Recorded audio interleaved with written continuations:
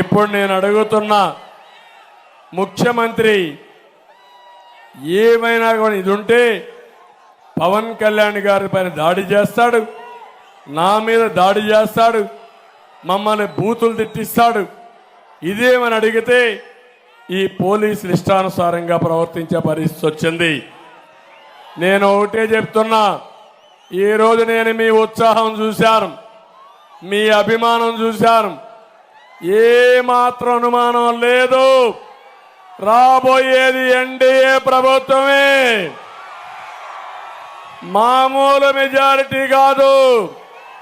నేను 9 ఎన్నికలు చూశాను, ఎప్పుడూ లేని ఉత్సాహం కనపడుస్తా ఉంది.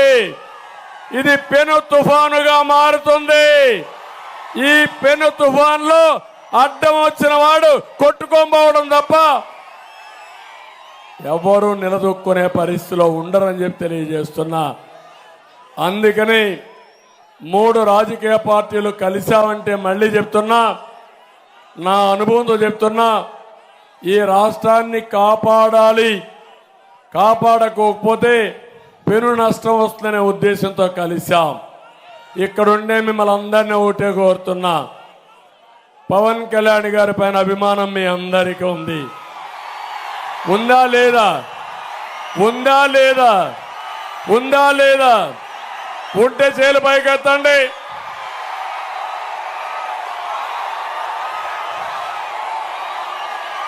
ఓకే, ఇప్పుడు అడుగుతున్నా నేను మిమ్మల్ని అందరినీ, పవన్ కళ్యాణ్ గారి మీద అభిమానం ఉండి ఇక్కడికి వచ్చి ఈళ్ళేసి ఆకాశానికి ఎగిరి సంఘీభావాన్ని తెలియజేసి ఇంట్లో పడుకుంటే న్యాయమా అని మిమ్మల్ని అడుగుతున్నా. ఇక్కడ ఏం చేయాలి? మీ బాధ్యత. పవన్ కళ్యాణ్ గారు కూటమికి ఓటేయమన్నాడు అంటే ఏంటి మీ ఉద్దేశం? ఇక్కడ పోటీ చేస్తున్న తెలుగుదేశం పార్టీ అభ్యర్థులు, కూటమి అభ్యర్థులు సైకిల్ గుర్తుకి మీరందరూ ఓట్లేయాలి. సిద్ధమా అని అడుగుతున్నా. నమ్మకమా అని అడుగుతున్నా. నమ్మకం అయితే చేతుల పైకెత్తాను, అందరం వేస్తామని. అదే జగన్మోహన్ రెడ్డి గారి యొక్క గంపెడ కళ్ళం ఆశ. మీకు జ్ఞాపకం ఉంటుంది, ఎవరన్నా చనిపోతే అక్కడ నిలబెట్టి మళ్ళా బతుకుతాడని 2-3 దిక్కల్లా చెవులో ఊతా ఉంటారు. ఏదో తెలుగుదేశం ఓట్లు జనసేనకు పడవని, జనసేన ఓట్లు తెలుగుదేశానికి పడవని, ఈ విధంగా అయితే గెలిచిపోతామని పగటి కలలుగా అన్నాడు. కానీ మీ అభిమానం చూస్తా ఉంటే ఎవడు ఎన్ని చెప్పినా వినే పరిస్థితిలో మీరు లేరు.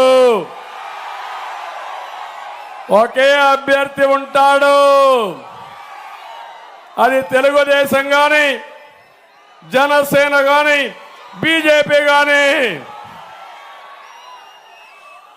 తెలుగుదేశం అభిమానులందరికీ కోరుతున్నా, 40 ఏళ్ళు నేను పిలిపిస్తే ఒక్క ఓటు కూడా మార్చకుండా ఓట్లు వేశారు. అవునా కాదా? నా మీద మీకు నమ్మకం ఉందా లేదా? రాష్ట్రంలో నా మీద నమ్మకం, పార్టీ మీద ఉండే అభిమానంతో ప్రతి ఒక్కరూ జనసేన అభ్యర్థులకు ఓటేయాలి, బీజేపీ అభ్యర్థులకు ఓటేయాలి. ఏదైతే రాష్ట్రంలో ఒక అరాచక శక్తి ఉందో, అరాచక పార్టీ ఉందో దాన్ని ఇంటికి సాగనంపాలి. మొట్టమొదటి నుంచి జనసేన అధ్యక్షుడు పవన్ కళ్యాణ్ గారు ఒకటే చెప్పారు, రాష్ట్రంలో ఓటు డివైడ్ కావడానికి వీలు లేదు. రాష్ట్రాన్ని వైసీపీ విముక్త రాష్ట్రంగా తయారు చేయాలి, దీనికి త్యాగం చేయాలి, నేను సిద్ధంగా ఉన్నానని చెప్పిన వ్యక్తి పవన్ కళ్యాణ్ గారు. ఆయన్ని విమర్శించారు, నన్ను కూడా విమర్శించారు. నేను కూడా 6 సీట్లు బీజేపీకి ఎంపీ సీట్లు అడ్జస్ట్ చేసుకున్నాం. ఆ విషయం కూడా చెప్తున్నా, మేము ఒకరు గొప్ప ఒకరు తక్కువ కాదు, ఒకరు ముందు ఒకరు వెనక కాదు, అందరం కలిసి సమిష్టి నిర్ణయం సమిష్టిగా ముందుకు వస్తున్నాం తప్ప ఇంకోటి కాదు. అక్కడ ఆలోచించినప్పుడు మేమిద్దరం కూడా ఆలోచించుకున్నాం. బీజేపీ వచ్చినప్పుడు ముగ్గురం కలిసి ఆలోచించాం. ముగ్గురికి ఆమోదయోగ్యంగా అమికబుల్గా ఒక సెటిల్మెంట్కి వచ్చాం. త్యాగాలు ముగ్గురం చేశాం. ముగ్గురం చేయడమే కాదు, మా త్యాగాలు ఈ రాష్ట్ర భవిష్యత్తు కోసం చేసిన త్యాగాలని చెప్పి నేను మీకు తెలియజేస్తున్నా. మేము త్యాగాలు చేసినప్పుడు నేను మిమ్మల్ని అడుగుతున్నా, మీలో బాధ్యత ఉందా లేదా అని మిమ్మల్ని అడుగుతున్నా. పవన్ కళ్యాణ్ గారు తిట్టించుకున్నారంటే, నేను కూడా తిట్లకు భరించానంటే, కడాన నేను కష్టాల్లో ఉన్నప్పుడు నేరుగా వచ్చి సంఘీభావాన్ని తెలియజేసిన వ్యక్తి పవన్ కళ్యాణ్ గారు. అది కూడా నేను మర్చిపోలేను. ఇవన్నీ చేశాం కాబట్టి ఈరోజు మేము నిలబడ్డాం కాబట్టి మీరు మమ్మల్ని ఆదరిస్తున్నారు.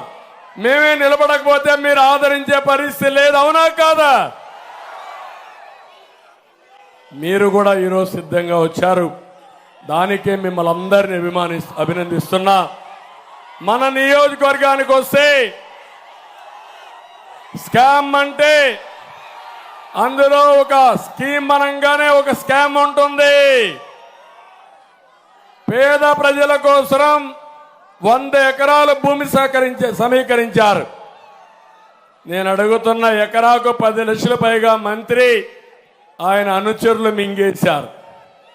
చదువు పేరుతో మళ్ళీ చదువు చేయాలని అందులో కూడా డబ్బులు కొట్టేశారా లేదా అని మిమ్మల్ని అడుగుతున్నా. మెడికల్ కాలేజీ పేరుతో రైతుల దగ్గర 50 ఎకరాలు సేకరించారు. ప్రభుత్వానికి 78 లక్షల రూపాయలు చెల్లిస్తే రైతుకు 50 లక్షలే ఇచ్చారు. 28 లక్షలు ఎవడి జోబులో పోయింది తమ్ముడు అని అడుగుతున్నా మిమ్మల్ని.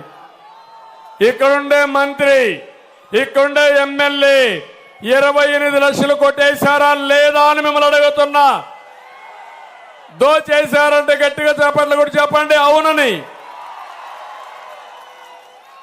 అమలాపురం పట్టణ మున్సిపాలిటీ పార్కింగ్ స్థలాన్ని కూడా అద్దెకు తీసుకున్నారు ఈ మంత్రి అనుచరులు. అక్వా చెరువులు కావాలంటే, అనుమతి కావాలంటే కప్పం కట్టాలి. రొయ్యల పిల్ల వైరస్ కంటే వైసీపీ వైరస్ తోనే అక్వాకి ఎంతో నష్టం వచ్చింది. పూర్తిగా నష్టపోయారు. ఒకటే హామీ ఇస్తున్నా, అక్వా రైతులకు ₹1.50 కరెంట్ ఇచ్చే బాధ్యత మేము తీసుకుంటామని మీ అందరికీ హామీ ఇస్తున్నా.